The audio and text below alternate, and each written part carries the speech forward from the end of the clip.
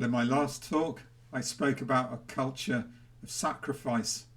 In this talk, I'm going to speak about a culture of joy.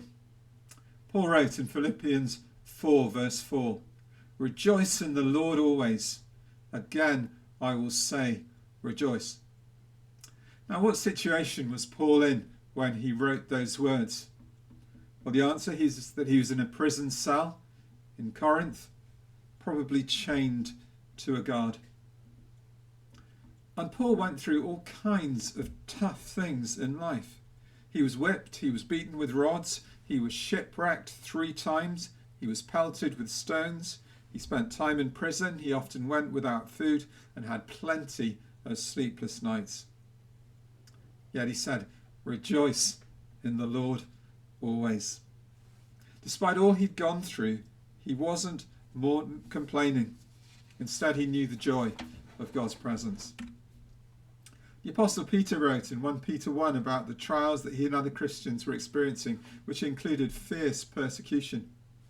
And then he said in 1 Peter 1 verses 8 and 9, "Though you have not seen him," that's Jesus, "you love him, and even though you do not see him now, you believe in him, and are filled with an inexpressible and glorious joy, for you are receiving the end result of your faith, the salvation of your souls." So joy can be there even amidst times of trial and suffering. The joy of Jesus can fill our hearts even amidst difficult things. And there are all kinds of reasons that Christians have to be joyful. There's the joy of knowing that Jesus has rescued or saved us. There's the joy of knowing that amidst the turmoil of our world, we have a God who loves us and calls us his children. There's the joy of the resurrection, that although Jesus suffered and died, he's alive forevermore. There's the joy of knowing that we have an eternal inheritance that cannot perish, spoil, or fade.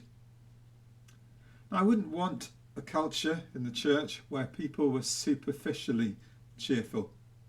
I wouldn't want to see a culture where people have to pretend they're happy, even though deep inside they may be falling apart. There are times for tears. There are times for mourning. There are times for pouring out our soul to God when we feel that all we're going through is getting too much for us. We see that happening in some of the Psalms, which are called Psalms of Lament. And it's important that we're honest. And it's important also that the church is there for people when people are going through tough times. Paul wrote in Romans 12 verse 15, "Rejoice with those who rejoice, mourn with those who mourn." So let's be real about how we feel. We need a culture of honesty too. But having said that and really meant it, the gospel of Jesus Christ is glorious good news that gives us good reasons for joy. And the joy of the Lord is something that can strengthen us and surprise us even in the midst of really tough times. I don't believe it's God's desire for us to be constantly downcast, constantly overwhelmed by things. Jesus said to his disciples, "You will experience grief." It's part of life, isn't it? It's part of the human story. But he didn't go on to say, "So you'll simply have to live with it." He said, "Your grief will turn to joy, and no one will take away your joy." Their grief was temporary, but their joy would be lasting. Psalm 30 verse 5 says, "Weeping may stay for the night, but rejoicing comes in the morning." So that sense again of tears giving way to joy, a fresh joy being discovered after a difficult experience.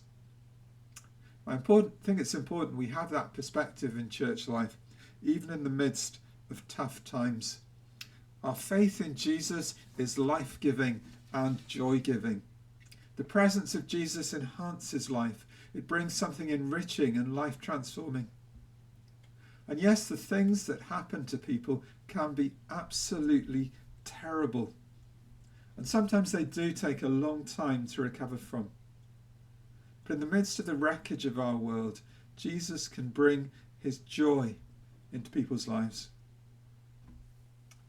It's true that in tough times we have a choice of how to respond. And in the midst of those times, it's good to seek to keep our faith in God, to keep our eyes on him, and also to seek to give thanks to God for his love and his goodness.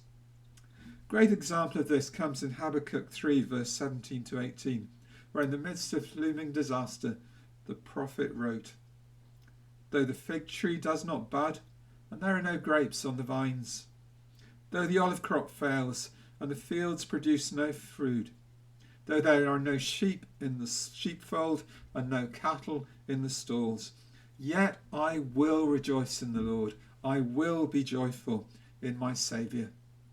Habakkuk was saying that he was setting his heart to rejoice in the Lord, no matter how tough it got.